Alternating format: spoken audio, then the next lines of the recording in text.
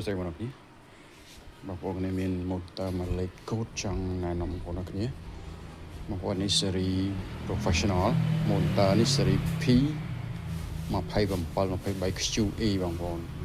អានេះ series ថ្លៃបងប្អូនអត់មាន series ធូរថ្លៃទេបងប្អូនណា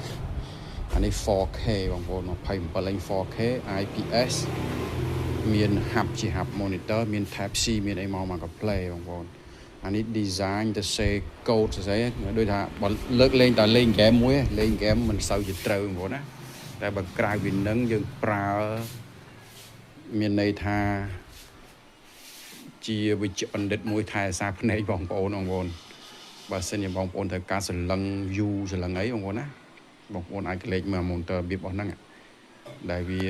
ថែរក្សាភ្នែកបងប្អូនបានល្អអញ្ចឹងហើយបងប្អូនមិនប្រឹងសលឹងខ្លាំងពេកយ៉ាងបងប្អូននេះណានេះពីក្រោយវា